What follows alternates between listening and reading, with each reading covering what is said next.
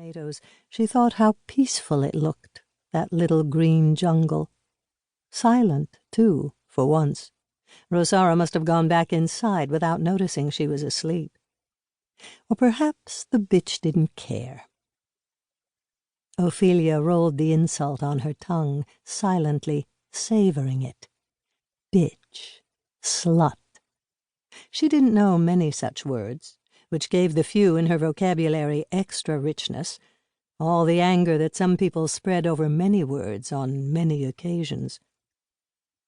Bartolomeo's voice in the street cut across her reverie, and she sat up as fast as she could, hissing at the pain in her hip and knees. "Rosara! Rosara, come out!" He sounded excited, or angry, or both. He often did.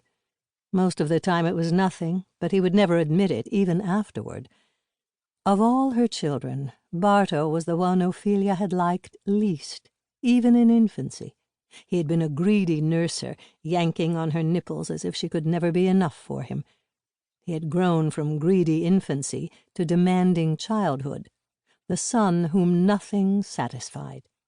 He had quarreled incessantly with the other children, demanding fairness, which always meant his benefit.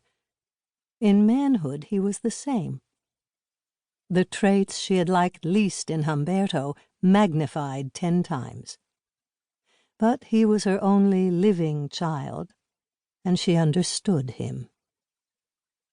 "What?" Rosara sounded snappish. Either she had been napping, something Barto and Ofelia both disapproved of, or working on her computer. "It's the company. They've lost the franchise." A shriek from Rosara.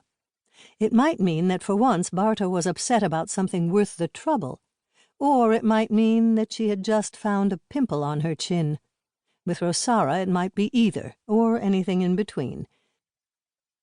Ofelia struggled to her knees, then, with a hand on a tomato stake, to her feet.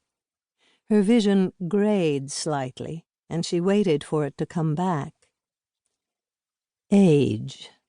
Everyone said it was age, and it would get worse. She didn't think it was that bad, except when people wanted her to hurry, and she couldn't. "Mama!" Barto bursting out the kitchen door into the garden. Ofelia was glad to be upright and obviously working. It gave her a tiny bit of moral leverage. "Yes?" She had spotted a fat caterpillar, and when he loomed over her she had it fast in the loop. "See?" "Yes, Mama, that's nice. Listen, it's important." "A good crop this year," Ofelia said. "Mama!" He leaned over, pushing his face into hers. He looked more like Humberto than anyone else, yet Humberto had had gentle eyes. "I'm listening," she said, putting out her hand to the tomato stake again. "The company's lost the franchise," he said, as if that meant something.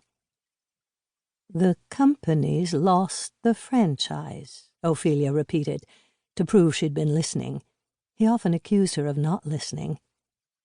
"You know what that means," he said impatiently, but then went on to tell her. "It means we have to leave. They're yanking the colony." Rosara had come out of the house behind him. Ofelia could see the patches of red on her cheeks. "They can't do that. It's our home." "Don't be stupid, Rosara." Barto spat onto the tomato plants as if they were her body.